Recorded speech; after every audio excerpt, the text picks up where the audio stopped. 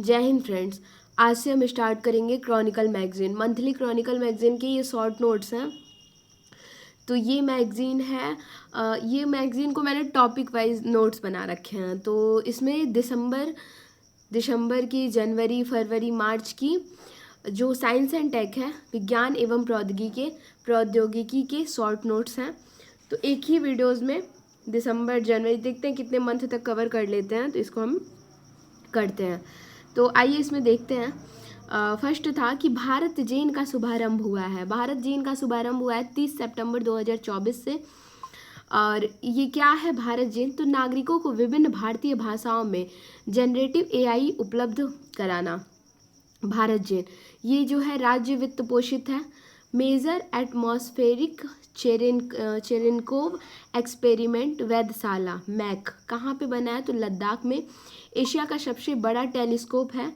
इसकी स्थापना किसने की है? तो बार्ग द्वारा हुआ है। एशिया का सबसे बड़ा टेलीस्कोप भी है ये मैक। तो ये लद्दाख में बना और इसकी स्थापना बार्ग भाभा अनुसंधान केंद्र के द्वारा की गई है। एकीकृत जीनोमिक चिप एवं सेक्स सॉर्टेड सीमेन तकनीक, ये क्या है? तो मवेशियों के लिए एकीकृत जीनोमिक चिप है। किसानों के लिए बेहतर पशुपालन और डेयरी का बढ़ावा देने के लिए एकीकृत जीनोमिक चिप एवं सेक्स सॉर्टेड सीमेन तकनीक, ये जो है मवेशियों के एकीकृत जीनोमिक चिप है और पशुपालन और डेयरी को बढ़ावा देने के लिए। मंत्रालय इसका क्या है? तो पशुपालन, डेयरी एवं मत्स्य पालन मंत्रालय। इसे गौ चिप या महिष चिप भी कहते हैं। सर्वेक्षण पोत, तो INS Nirdeshak Garden Reach ship builders and engineers limited Kolkata द्वारा ये बनाया गया सर्वेक्षण पोत INS Nirdeshak. DNA repair enzyme TDPI, DNA repair enzyme, तो देखिए टायरोसिल डीएनए फॉस्फोडाइएस्टरेज कैंसर के उपचार हेतु है। तो डीएनए रिपेयर एंजाइम जो है टीडीपी1, तो ये कैंसर के उपचार हेतु है।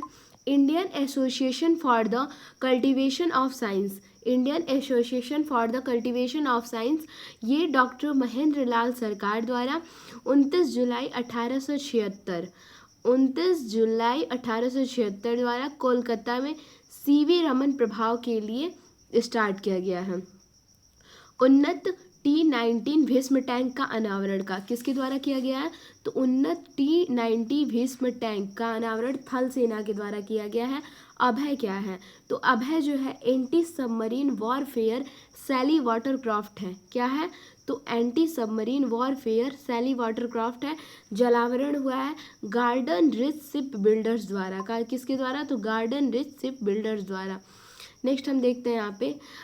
नेक्स्ट है भारत 53 MK 54 टारपीडो की बिक्री को मंजूरी। तो देखिए भारत 53 MK 54 टारपीडो जो है ये उन्नत हल्का हथियार है। क्या है? उन्नत हल्का हथियार है। भारत ने इसकी बिक्री को मंजूरी दी है। भारत की चौथी परमाणु पनडुब्बी क्या है? अरिहंत श्रेणी की है।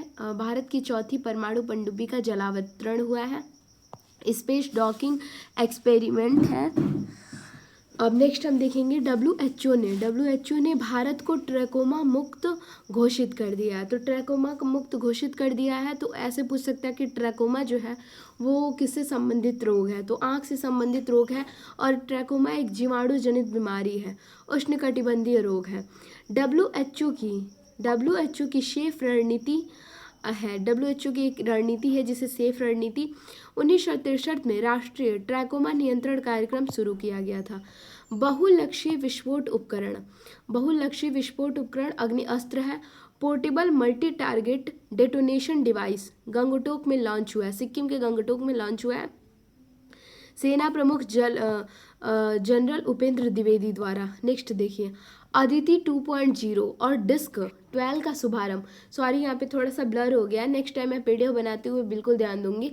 अदिति 2.0 और डिस्क 12 का शुभारंभ हुआ है डेफ कनेक्ट 4.0 द्वारा। पर्यावरण एवं पारिस्थितिकी इसमें है।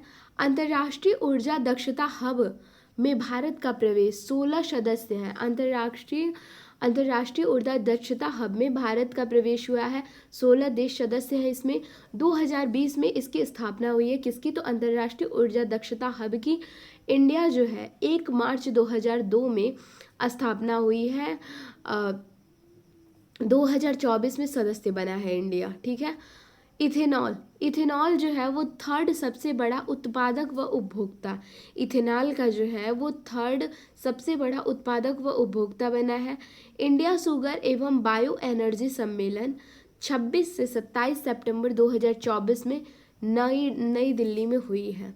ठीक है, तो ये जो भारत हुआ है और इसका जो पूछ सकता है, देखिए सम्मेलन से यूपी पीसीएस में या फिर आरओ में क्वेश्चन आए हुए हैं। तो ये देखिए इंडिया शुगर एवं बायो एनर्जी सम्मेलन जब भी पूछे तो 26 से 27 सितंबर 2024 को न्यू दिल्ली में यहाँ पे इसका सम्मेलन हुआ था, इंडिया शुगर एवं बायो एनर्जी सम्मेलन का। दार्जिलिंग, दार्जिलिंग चिड़ियाघर का रेड पांडा कार्यक्रम वाजा अवार्ड हेतु फाइनलिस्ट। ये है एलुरेंस वंश का एकमात्र जीवित सदस्य है। जो रेड पांडा है वो एलुरूस वंश का एकमात्र जीवित सदस्य है। मिशन ततैया, मिशन ततैया क्या है, तो ये नई प्रजाति है श्यूमेनिश श्योंगिशिश। ये देखिए मिशन ततैया जो है ये अरुणाचल प्रदेश में सियांग घाटी में मिली है। COP 16 जैव विविधता सम्मेलन इंपॉर्टेंट है। COP 16 जैव विविधता सम्मेलन, सम्मेलन इसलिए भी इम्पोर्टेंट है क्योंकि सम्मेलन से क्वेश्चन बहुत ज़्यादा आए हुए थे। ठीक है, तो देखिए COP 16 जैव विविधता सम्मेलन जो है कैली कोलंबिया में आयोजित हुआ था। कहाँ पे, कैली कोलंबिया में। कुनमिंग मॉन्ट्रियल वैश्विक जैव विविधता में, इसमें लक्ष्य कितने थे, 23 लक्ष्य हैं और इन 23 लक्ष्य को 2030 तक लक्ष्य को प्राप्त करना है, 2030 तक इन लक्ष्यों को प्राप्त करना है। जैव विविधता पर अभिशमय CBD, जैव विविधता पर अभिशय, जैव विविधता की सुरक्षा और 19 दिसंबर 1993 में लागू हुआ था। उत्सर्जन अंतराल रिपोर्ट 2024 जारी कौन करता है, इंपॉर्टेंट ये है। उत्सर्जन अंतराल रिपोर्ट 2024 को संयुक्त राष्ट्र पर्यावरण कार्यक्रम UNE द्वारा इसे जारी किया गया है। तो यहाँ हमने दिसंबर की जो साइंस एंड टेक से बनने वाले क्वेश्चन थे उसको हमने देखा। अब दिसंबर के बाद हम स्टार्ट करेंगे जनवरी के। ठीक है, ये क्रॉनिकल मैगजीन के ही शॉर्ट नोट्स हैं, तो दिसंबर, जनवरी, फरवरी, मार्च ऐसे करते हुए एक मैं टॉपिक वाइज स्टार्ट किया। जैसे कि राष्ट्रीय रहेगा तो राष्ट्रीय एक में, ठीक है, और साइंस एंड टेक रहेंगे, आर्थिकी रहेगा, तो ऐसे एक मतलब पूरे जो कंटेंट रहेंगे वो सारे मंथ के एक जगह मिल जाएंगे। तो यहाँ पे हम देखेंगे साइंस एंड टेक के ही क्वेश्चन है जनवरी के। तो आइए देखते हैं, जैसे इसमें दिया हुआ है पिनाका, पिनाका जो है 75 किलोमीटर मारक क्षमता वाली है, DRDO द्वारा ये बनाई गई है, स्वदेशी है ये पिनाका। फिर है स्पेस टेबल टॉप एक्सरसाइज अंतरिक्ष अभ्यास 2024, स्पेस टेबल टॉप एक्सरसाइज अंतरिक्ष अभ्यास 2024। इसमें इंपॉर्टेंट देखिए टेबल टॉप है, तीनों सेनाओं के द्वारा साझा, मतलब तीनों सेनाओं द्वारा ये एक्सरसाइज होती है। इंपॉर्टेंट इसमें याद रखना है कि 11 से 13 नवंबर। ठीक है, जब भी स्पेस टेबल टॉप एक्सरसाइज पूछे तो 11 से 13 नवंबर। अभी तो हम जनवरी का जब कर रहे हैं तो हमें जो न्यूज़ मिल रही है वो नवंबर की मिल रही है। ठीक है, अब देखिए long range attack cruise missile परीक्षण। ठीक है, long range attack cruise missile परीक्षण ओडिशा में चांदीपुर पहला उड़ान परीक्षण है। Long range land attack cruise missile परीक्षण जो है 12 नवंबर 2024 को। इसमें क्या कौन कौन है, तो DRDO प्लस वैमानिकी विकास प्रतिष्ठान बेंगलुरु द्वारा ये हुई है।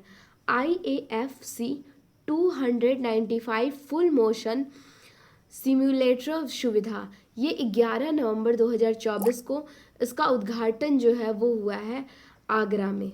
जो IAFC 295 फुल मोशन सिमुलेटर सुविधा है जो इसका उद्घाटन आगरा में हुआ है। आपात स्थिति में इसका प्रयोग किया जाता है। भारत का first analogue space mission, important है थोड़ा ये क्वेश्चन। भारत का फर्स्ट एनालॉग स्पेस मिशन जो है वो लद्दाख के लेह में हुआ है। मानव अंतरिक्ष उड़ान केंद्र, जो भारत का फर्स्ट एनालॉग स्पेस मिशन है वो मानव अंतरिक्ष उड़ान केंद्र 1 नवंबर 2024 को ये हुआ था। इस मिशन की शुरुआत हुई है 1 नवंबर 2024, इसरो द्वारा इसको स्टार्ट किया गया है। इसमें है कि आका space studio plus Ladakh IIT Bombay साझेदारी, मतलब देखिए इसमें कौन कौन है, तो ये इसमें कौन कौन है, तो आका स्पेस स्टूडियो है, लद्दाख और आईआईटी बॉम्बे की साझेदारी से लक्ष्य क्या है? अंतरिक्ष में स्टेशन जैसा माहौल। फिर देखिए GSAT-N2 सैटेलाइट का परीक्षण। GSAT-N2 तो फर्स्ट बार स्पेस एक्स ने भारत के लिए पेलोड लॉन्च किया है।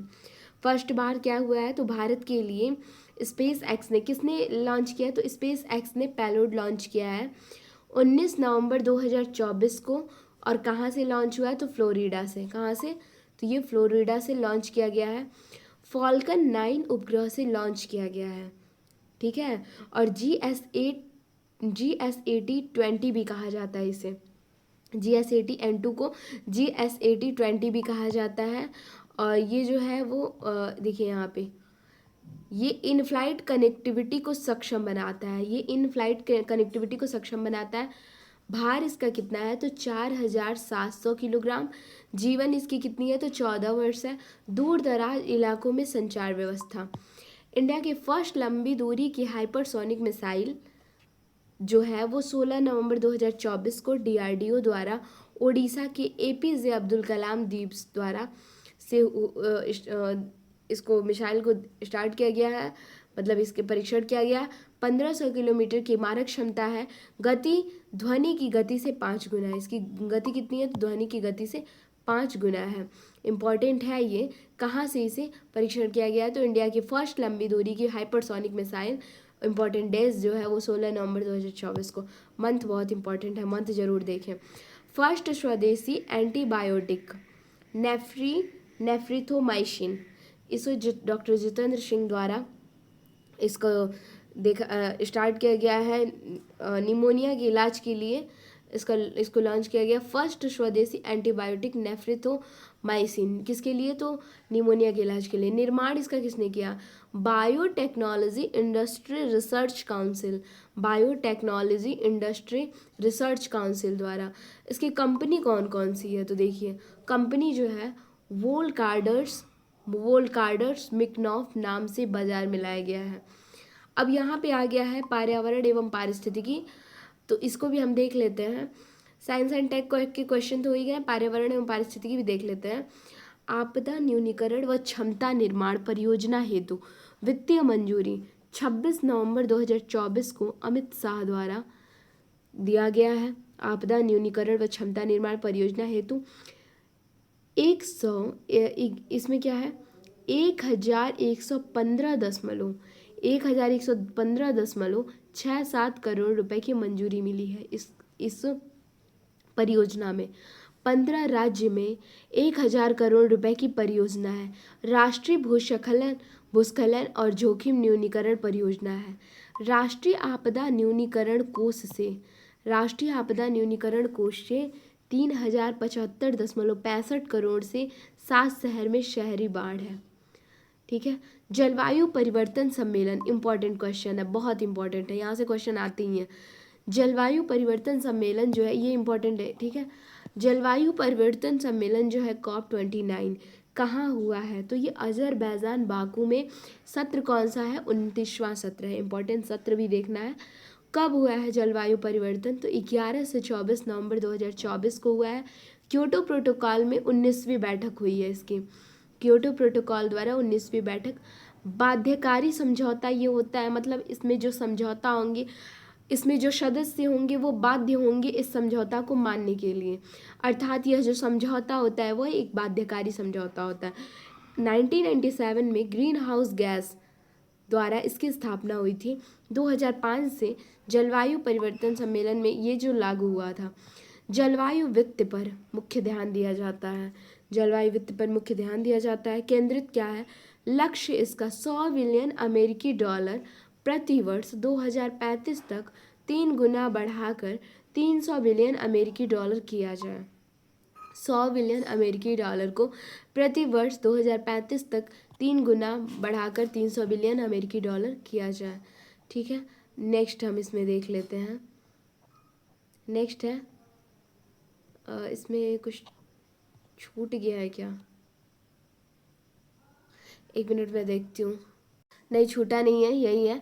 वैश्विक कार्बन बाजार विभिन्न देशों व कंपनियों को उनके ग्रीन हाउस गैस उत्सर्जन को कम करना। विभिन्न ये देशों व कंपनियों को उनकी ग्रीन हाउस गैसों को उत्सर्जन को कम करना। ग्लोबल मैच मेकिंग प्लेटफॉर्म 15 नवंबर 2024 को ग्लोबल मैच मेकिंग प्लेटफॉर्म जो है COP29 के द्वारा इसे स्टार्ट किया गया था, UNIDO संयुक्त राष्ट्र औद्योगिक विकास संगठन के द्वारा। 56वां टाइगर रिजर्व छत्तीसगढ़ के उत्तरी भाग में। गुरु घासीदास जो है वो 28 जो 56वां टाइगर रिजर्व बना है वो कौन सा बना है, तो गुरु घासी दास टाइगर रिजर्व जो है जो मध्य प्रदेश व झारखंड में है, ठीक है। और ये 28-29 किलोमीटर क्षेत्र का है सॉरी। विश्व के सबसे बड़े प्रवाल की खोज हुई है कहाँ पे, तो प्रशांत महासागर के सोलोमन द्वीप में। 32 मीटर लंबा और 34 मीटर चौड़ा। विश्व के सबसे बड़े प्रवाल की खोज प्रशांत महासागर में सोलोमन द्वीप में, 32 मीटर लंबा 34 मीटर चौड़ा। 300 साल पुराना है ये। भारत में के जीवाश्म ईंधन CO2 उत्सर्जन वृद्धि। ग्लोबल कार्बन प्रोजेक्ट द्वारा भारत में जो है वो 2024 में 4.6% हुआ है। चीन में कितना हुआ है, देखिए भारत के जीवाश्म ईंधन CO2 उत्सर्जन की वृद्धि, मतलब सर्वाधिक वृद्धि कहाँ हुई है, तो देखिए भारत में हुई है। अगर ऐसे देखें तो 2024 में हुई है 4.6%, चीन में हुई है 0.2%, USA में हुई है 0.6%, यूरोपीय संघ में हुई है 3.8%। 6 वर्षों में वैश्विक तापमान 1.5 डिग्री हुई है। सर्वाधिक CO2 उत्सर्जन अगर हम देखें, मतलब सर्वाधिक जो है ना CO2 का उत्सर्जन कहाँ होता है, वृद्धि तो देख ली हमने कहाँ हुई है, लेकिन अगर पूछे सबसे ज़्यादा उत्सर्जन कहाँ पे होता है, चीन में 32%, USA में 13% और भारत में 8% होता है। नेक्स्ट है माउंट लेवोटोवी ज्वालामुखी का उद्गार हुआ है कहाँ पे, माउंट लेवोटोवी ज्वालामुखी इंडोनेशिया में फ्लोरिस द्वीप पे, इंडोनेशिया के फ्लोरिस द्वीप पे। भारत की राष्ट्रीय जैव विविधता रणनीति एवं कार्य योजना 1999 में बनाई गई है। भारत की राष्ट्रीय जैव विविधता रणनीति एवं कार्य योजना जो है वो 1999 में बनाई गई है, 2008 में अपनाया गया था। इसे कब अपनाया गया है, तो ये जो रणनीति एवं कार्य योजना है वो 1999 में बनाई गई थी और 2008 में अपनाया गया था। 16वीं बैठक इसके कोलंबिया में हुई थी, कोलंबिया के कैली में हुई थी जैव विविधता वाली। अब हम यहाँ पे जो क्रॉनिकल मैगजीन में साइंस एंड टेक देखे, पर्यावरण पारिस्थितिकी देखा, अब हम यहाँ देख लेते हैं क्रॉनिकल का ही रिपोर्ट एंड सूचकांक। एक बार और मैं रिपोर्ट एंड सूचकांक फिर से दिसंबर, जनवरी, फरवरी, मार्च के करवाऊंगी, तो फिर इसे मैं करवा दूंगी, रिवीजन हो जाएगा। बट यहाँ पे है तो PDF छोड़ नहीं सकते, इसको भी कर लेते हैं। तो देखिए जनवरी के हैं ये क्रॉनिकल मैगजीन 2025 की रिपोर्ट एंड सूचकांक। जलवायु परिवर्तन सूचकांक 2025 किसके द्वारा ये जारी होती है, तो German watch, new climate institute व क्लाइमेट एक्शन जारी करता है इसका। कौन, तो जलवायु परिवर्तन सूचकांक को कौन जारी करता है, तो जर्मन वाच जो है, न्यू क्लाइमेट इंस्टीट्यूट व क्लाइमेट एक्शन जारी करता है। भारत जो है 10वें स्थान पे है। पिछले साल की तुलना में 2 पायदान खिसका है। 3 स्थान पर कोई नहीं है, फर्स्ट, सेकेंड, थर्ड पे कोई नहीं है। 4th पे डेनमार्क है, 5 पे नीदरलैंड है और 10th पे कौन है, इंडिया है। प्रति व्यक्ति उत्सर्जन 2.9 टन है। QS वर्ल्ड यूनिवर्सिटी एशिया 2025 नवंबर 2024 में कब ये जारी हुई है, QS वर्ल्ड यूनिवर्सिटी एशिया 2025 नवंबर 2025 में। शीर्ष 50 में इंडिया की 2 संस्थान है। इंडिया के कौन से 2 संस्थान है, एक है IIT दिल्ली 44वां और IIT Bombay. QS world university Asia 2025 में कौन सा है, तो IIT दिल्ली है 44वां स्थान और IIT मुंबई का है 48वां स्थान। शीर्ष 100 में से 7 संस्थान है।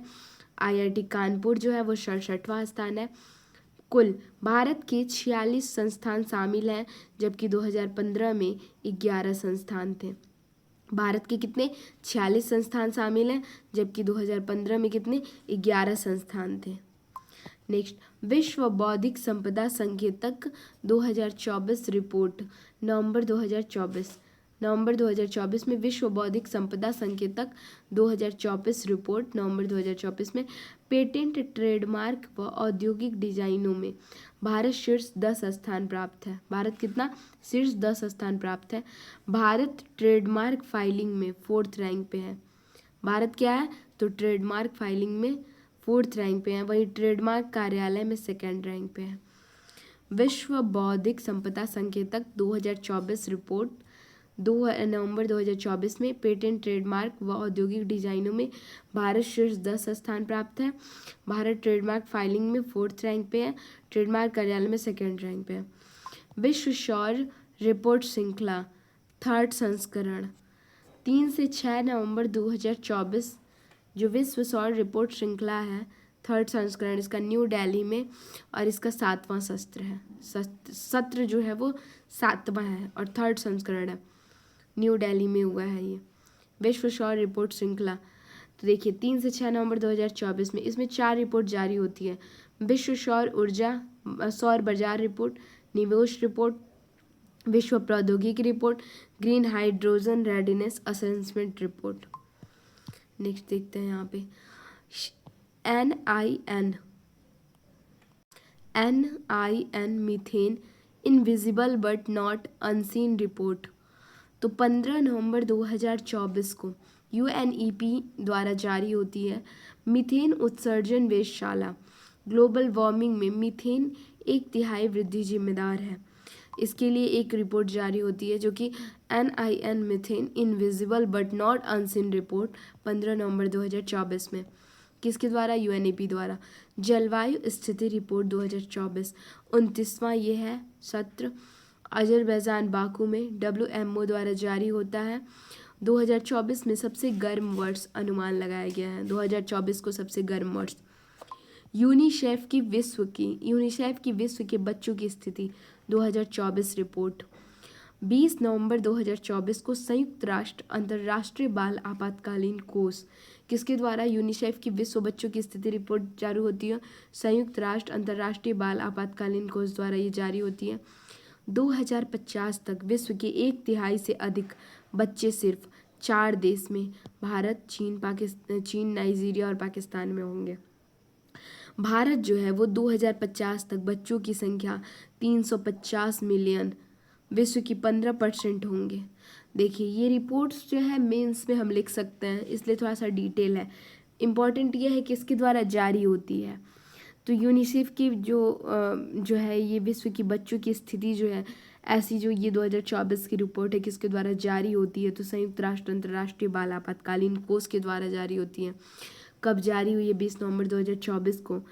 फिर है कि 2050 तक, इम्पोर्टेंट देखिए ये 2050 तक विश्व के 1/3 से अधिक बच्चे जो होंगे ये सिर्फ 4 देश में होंगे। कौन कौन से हैं? तो भारत है, चीन है, वो नाइजीरिया और पाकिस्तान है।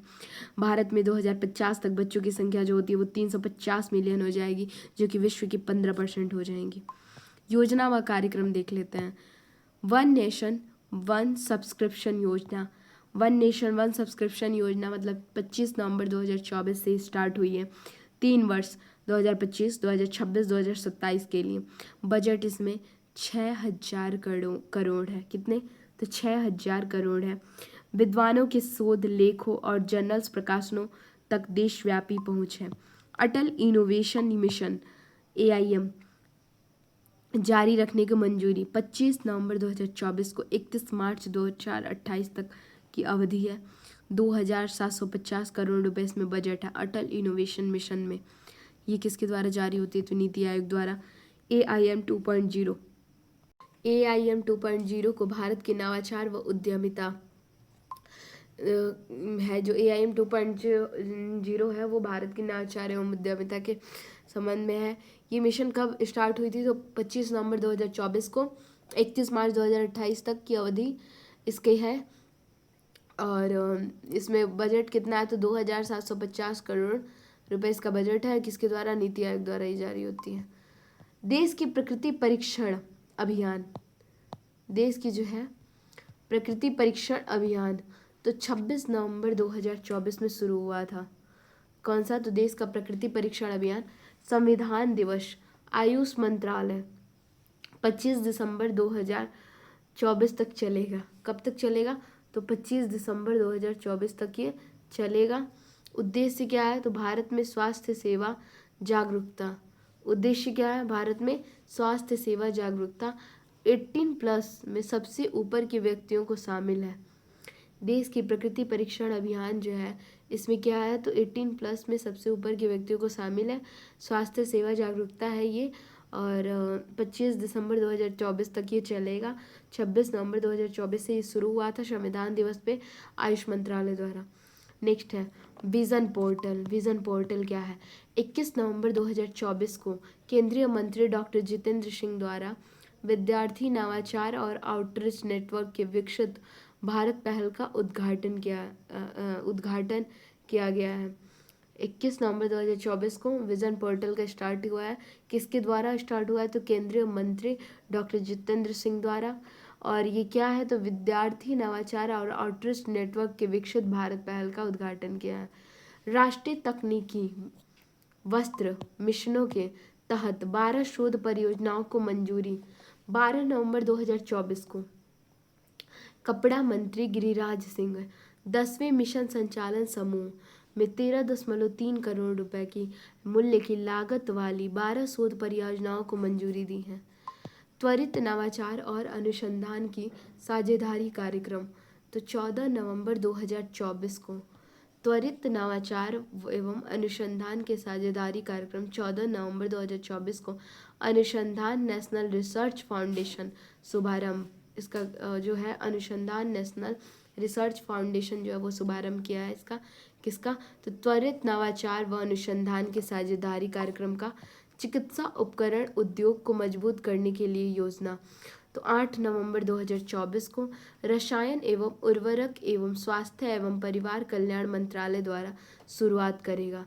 तो चिकित्सा उपकरण उद्योग को मजबूत करने के लिए जो योजना है वो 8 नवंबर 2024 को रसायन एवं उर्वरक एवं स्वास्थ्य एवं परिवार कल्याण मंत्रालय द्वारा शुरुआत किया जाएगा। मंत्री कौन थे? जगत प्रसाद नड्डा थे। परिव्यय इसमें 500 करोड़ रुपए खर्च होंगे।